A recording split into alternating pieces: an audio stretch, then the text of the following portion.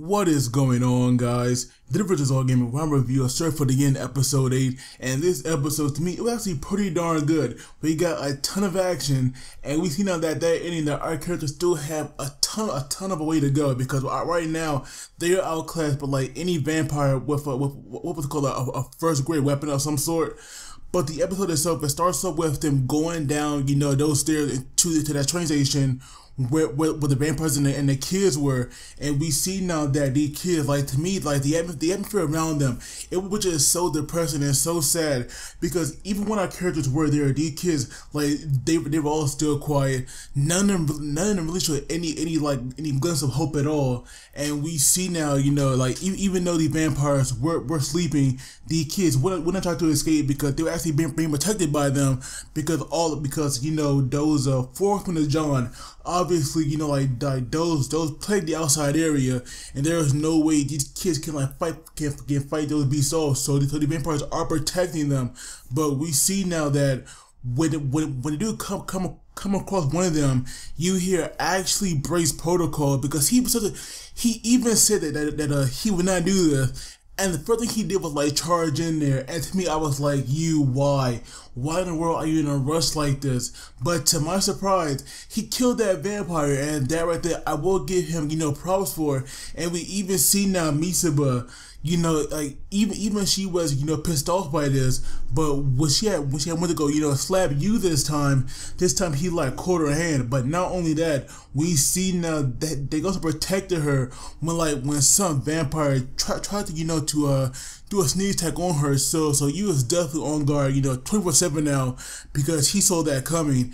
And we see that when they were all surrounded by the vampires, it turned out, that the info they got, it was actually wrong, as we saw 3 more, appear behind this glass. And so we see now, this girl who had told them all this, she actually lied, but that's because, she was trying to protect her family and friends. And so that right there, I definitely cannot be mad at her for that, because she is a kid, and so it makes sense for her to be easily used like that. But we see now that the vampire had Mitsuba by the neck, and obviously she thought she was done for, and so she was like telling them to retreat, because obviously like there was no way she can fight them, and right now they were like clearly outnumbered. But we have you here being the badass that he can be sometimes, because I will say, even though sometimes he has like a prick, I will give props when they do. He actually would not leave her, because he promised to never abandon any comrades again. And so we see now all of them were like fighting, and we see now you actually got hurt, because he got cut like once or twice, and that right there was like definitely reminding Mitsuba about her past. But we see now you would not give up, and actually did save her. And the way he cut the vampire in half, that right there was like pretty impressive if you ask me. And so we see now once he saved her, he actually gave like quite a little speech about how the vampire was saying humans were like scum, how they would do anything to save their family. And you was like, that's right, they know as well, because no matter what it means to become a demon or something, humans will like definitely protect their families, so vampires should just die. And even though it was skip sad, because I would have loved to see that they actually did kill all the vampires. Now I don't know why that there was skip, because obviously we could have got like a pretty long action scene there if they did not cut that out. But obviously they had killed all the vampires, and they saved all those children. And so we see now that the girl that betrayed them, she was now with her family again. And when she saw you, she went to him right away to apologize. But you was like, she did nothing wrong, and she had nothing to apologize for. And so you definitely a nice guy deep down, even though he puts up this cold wall around him. And so we see now Mitsuba was like staring at him, and we have Shinoa messing with her, saying how she was staring at him and how she loved it. And to me that right there was hilarious. and it's like definitely obvious that, you know, Mitsuba has definitely fallen for him. And we see now, once you learn about his past, you know, go to talk to him, you know, once again, you was like such a dick to her. And not only that, you know, we had Mitsuba for the first time about to thank him, and we see now she can even go through with that. And, you know, once again, she was saying, you know, that she hates him. But there was like one girl watching them, and obviously, you know, she's a good guy because she was wearing a uniform. But I do wonder, you know, why would they show her? I'm pretty sure, you know, she will like definitely play a role in the series soon. But to me, it was like a bit random that, you know, they had showed her for that brief little bit of time, you know, just watching them, and she had, you know, no real purpose. But we see now at the following day, or, you know, as some time passed, we have Kimi. He was actually able to, you know, to hotwire a car, and you hear but like acting like a little kid in a candy store because this guy was like so freaking ecstatic over it. And we see now that when, you know, Kimi got it started, you hear but like praising him, you know, to the heavens. Like this guy was like definitely kissing his ass. And so we see now that, you know, Kimi here, or you here, wants to like drive this, but obviously he can't. So Kimi will give him, you know, a lesson later.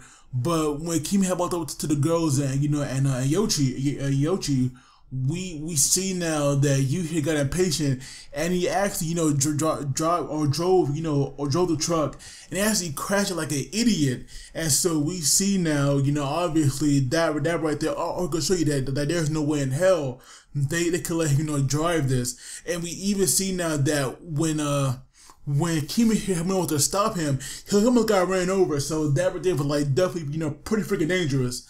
And so we see now that when Shinoa, you know, had like got in the car and was like gonna drive this, she was like actually way too short for it. And that right there was amusing because, you know, Kimi and you, they were like cracking up, dying, laughing at her. But obviously that right there, you know, like pissed her off because we saw her now bring out her key that like turned her to her weapon. And we see now that the next time we saw those two, they were like covered, you know, in cuts and bruises. So that gonna show you that even though Shinoa was small, she is definitely very, very scary if you piss her off enough. But we see now that while they were driving, you know, to Senjuku, there was like a vampire, you know, come out of it. And at first Kimi was like going to stop because he thought maybe that could be a human. But obviously, you know, you recognized it right away. And we see now that when they were going to hit the guy, you know, they all got out. And this guy right here, you know, this vampire, this guy is a freaking beast. Not only did he stop this, you know, like stop the truck with like one hand, but he also picked up and threw it at them. And that right there, you know, it was like crazy. But we see now that this guy, you know, he had a first class weapon because he told his sword to like drink his blood, and that would made him go, you know, on a completely, you know, different level because we see now that when, you know, you hear how I tried to hit him. Not only did he like, you know, deflect those, you know, those arrows, but we had contact with a shockwave. You know, Mitsuba and Shinoa, you know, like these two had a very hard time, you know, deflecting that. And not only that, you know, like Shinoa knew right away that this guy was like definitely dangerous.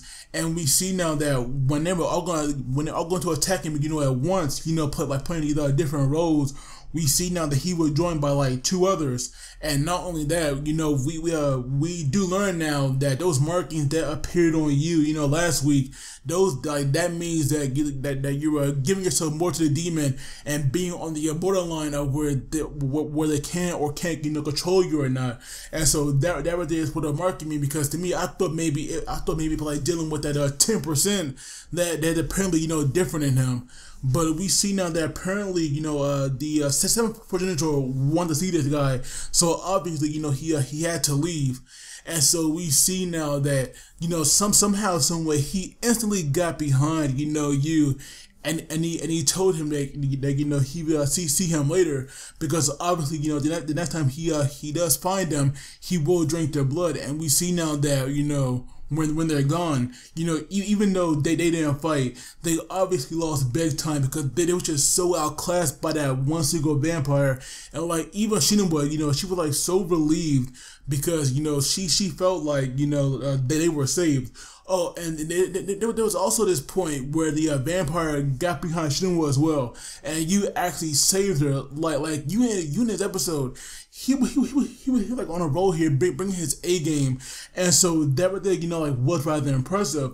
But now we see that like now that they seen the strength of that vampire, they definitely different here would not be easy, and some of them actually want to return, but of course they cannot do that because if Senjuku fought to the vampires, then obviously the town it would definitely be next. So they had no choice but to continue on and finish up their mission, and that was what the episode ended. And so to me, like I said, the episode was like definitely good to me. I loved it. We had a ton of action. We saw our characters get utterly crushed, even though like there was no fight at all. But to me, it was like definitely solid, and for that, I feel like it was maybe a 7 or 8 out of 10. But of course, I would love to hear you guys' thoughts on this. And as always, don't forget to like and subscribe. It really lets me out, and you guys take it easy. I will see you all next time.